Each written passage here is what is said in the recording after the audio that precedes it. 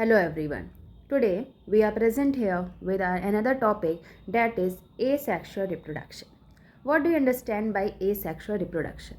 So asexual reproduction means, first of all, the reproduction without the fusion of the gametes. We know there are two types of gamete. One is male gamete, another one is female gamete. When the fusion of both the gametes take place, that is also called a fertilization. The process is called a fertilization. It leads to the formation of the zygote. This type of reproduction is called as sexual reproduction. But when there is no involvement of gametes and fertilization is there, okay, reproduction is there, not fertilization, reproduction is there, but there is no fusion of male and female gamete, this is called as asexual reproduction. In asexual reproduction, there is only one member involved. This means only one of the parent, single parent reproduction is there, that divides itself into two or many numbers, and then it leads to the formation of the new species. So today we will discuss about what are the types of asexual reproduction that we can see in our subject. First of all, it is binary fission. The first type of asexual reproduction is binary fission. What is binary fission? In this process, one cell divides into two cells. क्या मैंने बताया? One cell divides into two cells.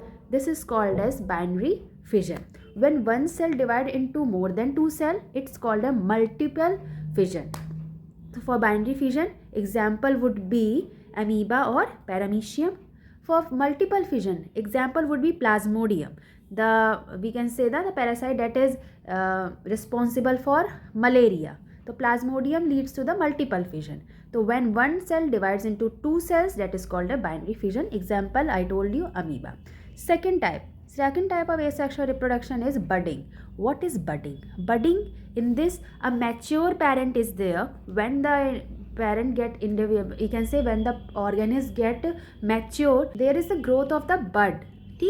And that bud, when that bud gets mature into a fully matured individual, that bud get detaches from the parent body. एक parent body होती है, वो पूरी तरह से mature हो चुकी होती है. उसके bud मतलब एक outgrowth होता है जिसको bud कहते हैं.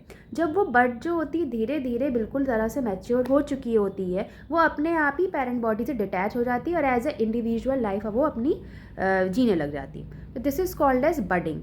Budding किस में गई? Budding in yeast is there. So that's the example. What is the third type of asexual reproduction? That's fragmentation. Fragmentation word ही आपको बता रहा है. Fragment का मतलब होता है part या हिस्से. When any individual divides into several parts and each part grows into a new individual, that is called as fragmentation. Fragmentation में एक individual है, वो कई parts में divide होता है और हर part क्या करता है? हर पार्ट जाके एक फुल्ली इंडिविजुअल में ग्रो करता है जाके.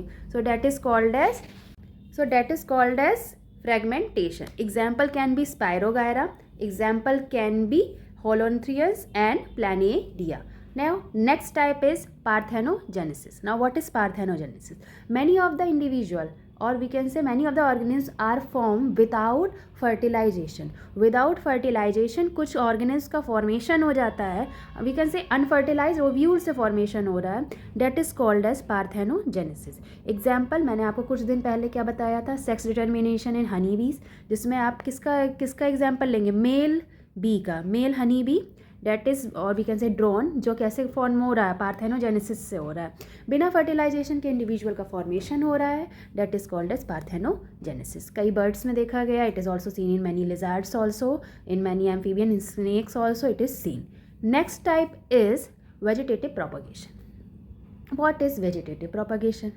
Vegetative propagation means when there is the formation of new individual from the body, any body part of the parent body. Parent की बॉडी है, उसके किसी भी पार्ट से नए इंडिविजुअल का फॉर्मेशन हो जाता है. तो डेट इज़ कॉल्ड है वेजिटेटिव प्रोपगेशन. एग्जाम्पल ले लीजिए, आपने ब्रायो फिल्म देखा होगा जिसको आप लोग हिंदी में कहते हैं अजूबा. उसकी अगर आप लीफ देखेंगे तो लीफ में जो नोचेस होते हैं वहाँ से फॉर्मेशन होता है एक नए तरह के प्लांट का. ठीक है, रूट्स आने लग जाते हैं और जब वो लीफ जो होती है अगर वो ग्राउंड को टच कर रही होती है तो वहाँ से न्यू जो प्लांट होता है उसका फॉर्मेशन हो जाता है. ना last one is spore formation. Conidia या स्पोरोजॉइड्स का फॉर्मेशन होता है। इसमें क्या होता है, एक स्ट्रक्चर का फॉर्मेशन हो जाता है। There is a formation of the structure जिसके अंदर बहुत सारे स्पोर्स प्रेजेंट होते हैं। When the sporozoid get mature, वो जो स्ट्रक्चर होता है स्पोरेंजियम हो गया, कोनिडियम हो गया, वो ब्रेक होता है और उसके अंदर जो भी स्पोर्स प्रेजेंट होते हैं वो एटमॉस्फेयर में इसी तरह से खुले घूमने लग जाते हैं। फिर wherever these spores are going and falling on the soil, they grow into the new individual. So these all are the types of asexual reproduction that I have already discussed. Now what are the drawbacks of asexual reproduction? हम लोगों ने drawbacks भी पता होने चाहिए sexual reproduction की। पहली बार there would be the problem of adaptation, कोई एडेप्टेशन नहीं हो पाएगा क्योंकि there is a single parent only involve, एक ही पेरेंट इन्वॉल्व है तो कोई भी चेंज नहीं होने वाला है। Second, there would be no or least mutation, mutation जो होगा वो कभी कभी नेगेटिव भी हो सकता है क्योंकि सिंगल पेरेंट इन्वॉल्व है। चेंज होना है तो कैसे चेंज हो पाएगा, तो second is there would be the negative mutation would be there. Third, any disease can prolong transfer to generation.